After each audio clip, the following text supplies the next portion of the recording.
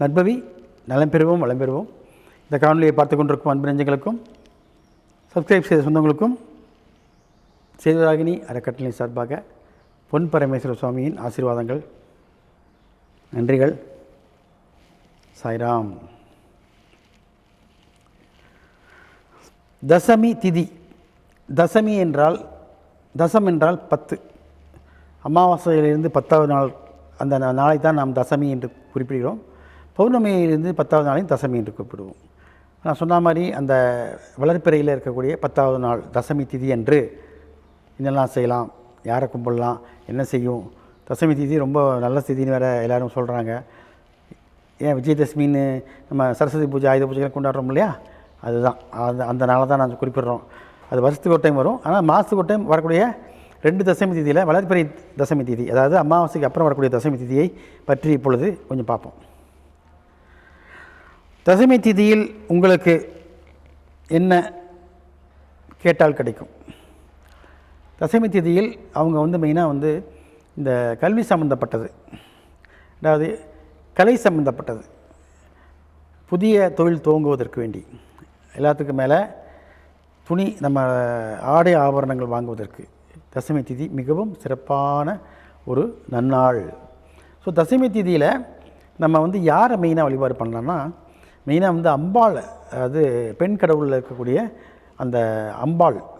இன்னும் சொல்லப்போனால், நீங்கள் இன்னும் டீப்பாக சொல்லப்போனால் இந்த நம்ம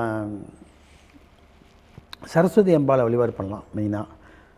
அதில் என்ன பொதுவாகவே எந்த ஒரு மாரியம்மன், காளியம்மன் இல்லை இந்த மாதிரி பெண் தெய்வங்களை மனசார அவங்களுக்கு காயத்ரியை சொல்லி நீங்கள் வழிபாடு பண்ணிங்கன்னா உங்களுக்கு உண்டான எல்லாம் கிடைக்கும். எல்லாத்துக்கும் மேலே மெயினாக உங்களுக்கு கையில் வீணை ஏந்தி இருப்பாங்க, அந்த அம்பாளை வழிபாடு பண்ணணும். கையில் வீணை வச்சுருக்கக்கூடிய அம்பாள் அது என்னென்னு கண்டுபிடிச்சி கமெண்ட் பண்ணுங்கள்.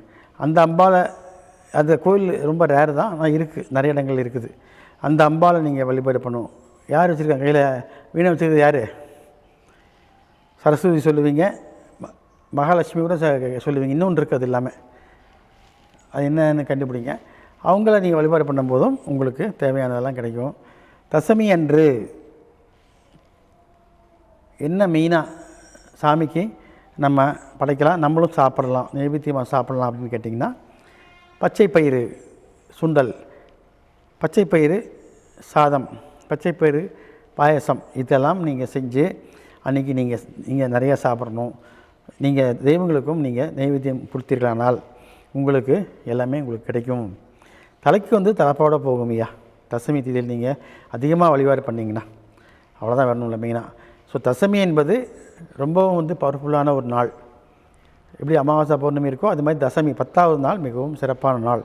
ஆகவே அதை நாம் பயன்படுத்தி கொண்டு முன்னேறுவதற்கு உண்டான வழியை நாம் பார்ப்போம் என்று சொல்லிக்கொண்டு உங்களிடமிருந்து விடைபெறுகிறேன். மீண்டும் சந்திப்போம். சாய்ராம்.